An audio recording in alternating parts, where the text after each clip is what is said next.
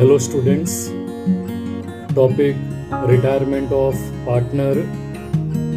We are going to solve practical problem from page number 184. Problem number second.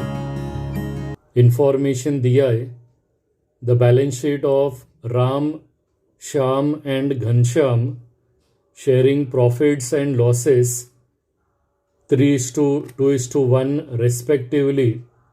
Their position on 31st March 2019 were as follows. So आपको old ratio दिया हुआ है 3:2:1 and below that old balance sheet दिया है as on 31st March 2019. Question आपको fifth adjustment के नीचे दिया है. Prepare profit and loss adjustment account, partners capital account and balance sheet of new firm. Now in the old balance sheet on the liability side, जो first account दिया है that is capital of all the three partners are given. ये opening capital है. So इसे हमें record करना है in partners capital account on the credit side. The next account is creditors. उसे हमें रिकॉर्ड करना है in new balance sheet on the liability side. Bills payable liability, loan liability. Now we have to see the accounts which are given on the asset side. First account bank दिया है, bank record करना है on the asset side. And in this problem हमें working note में bank account prepare करना है and 54,000 we have to record in bank account on the debit side. The next account is debtors. उसे record करना है on the asset side. Building assets, investment assets. Below old balance sheet information दिया है. Ghanshyam retired on 1st April 2019 on the following terms. So Ghanshyam is third and last partner जो retire हो गया है and he has retired on 1st April 2019. So new balance sheet का date हमें लिखना है 1st April 2019. फर्स्ट एडजस्टमेंट दिया है building and investment to be appreciated by 5% and 10% respectively. So in front of both the assets, building and investment, हमें adjustment number लिखना है first. Second adjustment दिया है provision for doubtful debts to be created at 5% on debtors. Doubtful डेब्ट is RDD. So हमें debtors के सामने adjustment number लिखना है सेकेंड. थर्ड एडजस्टमेंट दिया है the provision of 3,000 be made in respect of outstanding salary. Outstanding salary is amount payable. So इसे record करना है on the liability side and then इसका सेकेंड इफेक्ट पास करना है in profit and loss adjustment account. Fourth adjustment दिया है goodwill of the firm is valued at rupees 90,000 and partners decide that goodwill should be returned back. So goodwill को एक तो value करना है. Value means goodwill को rest करना है और रेस्ट करने के बाद उसे रिटर्न ऑफ करना है. सो गुडविल रेस्ट का फर्स्ट इफेक्ट हमें पास करना है in partners capital account on the credit side.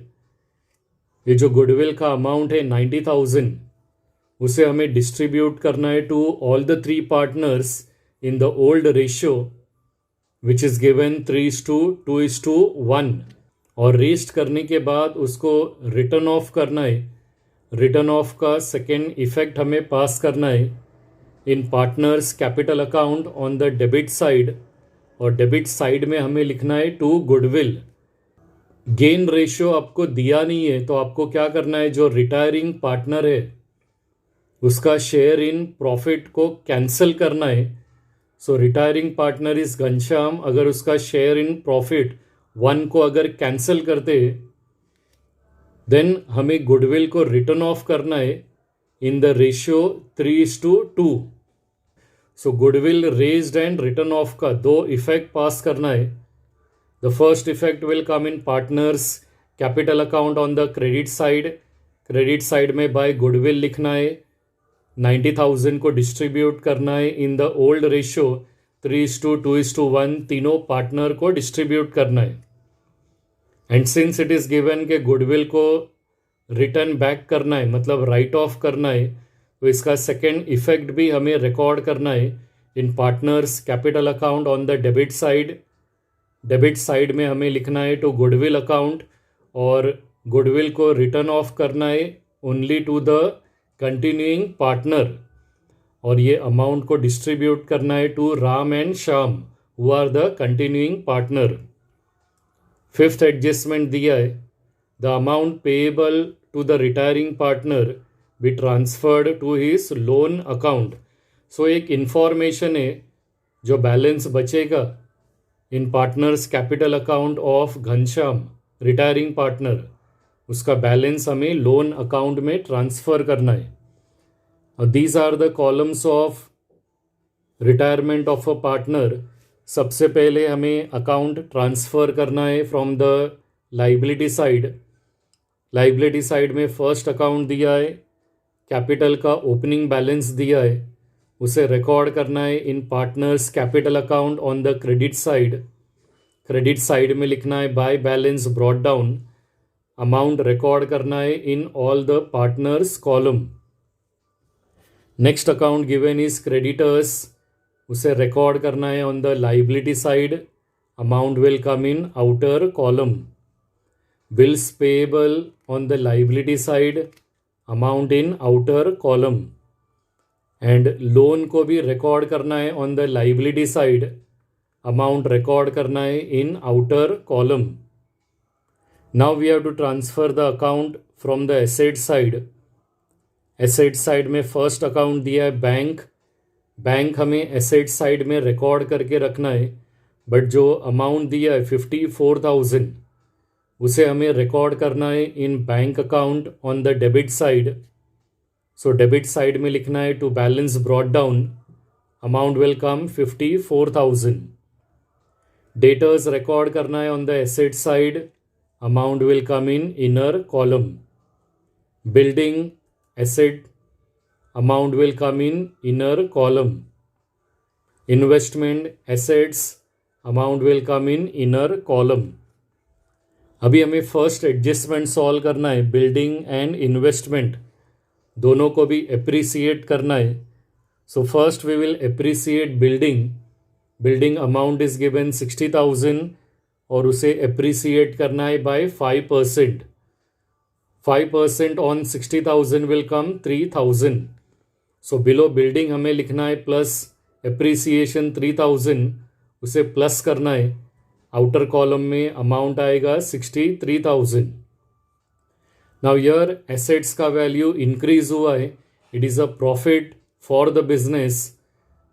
इसका सेकेंड इफेक्ट रिकॉर्ड करना है in profit and loss adjustment account on the credit side. Credit side में हमें लिखना है by building account, amount will come 3,000. उसी एडजस्टमेंट में दिया है कि इन्वेस्टमेंट को एप्रिसिएट करना है बाय 10%. सो 1,50,000 के ऊपर हमें 10% कैलकुलेट करना है. So 10% will come 15,000. So below investment we have to write down plus appreciation 15,000 plus करना है. Outer column it will come 1,65,000. Here also assets का वैल्यू इंक्रीज हुआ है, इट इज़ अ प्रॉफिट, उसे रिकॉर्ड करना है ऑन द क्रेडिट साइड. तो credit side में हमें लिखना है बाय इन्वेस्टमेंट अकाउंट, अमाउंट आएगा 15,000. Second adjustment is given provision for doubtful debts, that is RDD calculate करना है ऑन डेटर्स एट 5%. सो 90,000 के ऊपर 5% आएगा 4,500. So below debtors we have to write down minus RDD 4500. Debtors में से RDD माइनस करना है. Outer column amount will come 85,500. यहाँ पर एसेट्स का वैल्यू रिड्यूस हुआ है from 90,000 to 85,500. Decrease in the value of assets is a loss. Loss को रिकॉर्ड करना है on the debit side. So debit side में हमें लिखना है to RDD account. Amount will come 4,500. Third adjustment is given. Outstanding salary ₹3,000. Outstanding salary is amount payable. उसे record करना है on the liability side. Amount 3,000 will come in the outer column. Now 3,000 liability side में लिखने के वजह से business का liabilities increase हो गया है. It is a loss for the business. तो ये लॉस 3,000 को रिकॉर्ड करना है on the debit side. So on the debit side हमें लिखना है to outstanding salary account. Amount will come 3,000. Fourth adjustment is given on goodwill. Goodwill of the firm is valued. So firm का goodwill valued करना है हमें. Valued means raised करना है. सो इसका फर्स्ट इफेक्ट हमें रिकॉर्ड करना है in partners capital account on the credit side. Since firm का गुडविल हमें वैल्यूड करना है तो हमें गुडविल को डिस्ट्रीब्यूट करना है to all the 3 partners in the old ratio. So for the first partner Ram it will come 45,000. For second partner 30,000. and for the third partner it will come 15,000. So first effect हमें record करना है in partners capital account credit side. We have to write down by goodwill account और amount तीनों भी partners का capital account में record करना है. And in the same adjustment it is given कि goodwill को valued करने के बाद that is raised करने के बाद उसको written off करना है. सो सबसे पहले हम रिटर्न ऑफ का अमाउंट फाइंड आउट करते. 90,000 को रिटर्न ऑफ करना है in 3:2. So for the first continuing partner Ram it will come 90,000 multiply by 3/5. Amount आएगा 54,000. And for the second partner Shyam it will come 90,000 multiply by 2/5. So amount आएगा 36,000. Written off का effect record करना है in partners capital account on the debit side. तो debit side में हमें लिखना है टू गुडविल अकाउंट. राम का कॉलम में आएगा 54,000 and in Shyam column it will come 36,000. That is हमने टोटल 90,000 क्रेडिट साइड में रिकॉर्ड किया है गुडविल का एंड सेम 90,000 हमने डेबिट साइड में रिकॉर्ड किया है. लास्ट एडजस्टमेंट एक इन्फॉर्मेशन है कि रिटायरिंग पार्टनर का जो बैलेंस है उसे हमें ट्रांसफ़र करना है इन लोन अकाउंट. अभी हमें सबसे पहले profit and loss adjustment account का टोटल करना है on the rough page. Debit side का टोटल आएगा 7,500 and credit side total will come 18,000. So credit side total is higher. 18,000 हमें क्रेडिट साइड में रिकॉर्ड करना है and same amount will come on the debit side. अभी higher amount में से less amount minus करना है. सो प्रॉफिट आएगा 10,500 और ये प्रॉफिट को हमें रिकॉर्ड करना है on the debit side because debit side total is less. So on the debit side हमें रिकॉर्ड करना है to profit transferred to. Amount will come 10,500. ये 10,500 प्रॉफिट हमें डिस्ट्रीब्यूट करना है to the old partners in the old ratio which is 3:2:1. So for the first partner Ram it will come 5,250. For second partner Shyam 3,500 and for Ghanshyam it will come 1,750.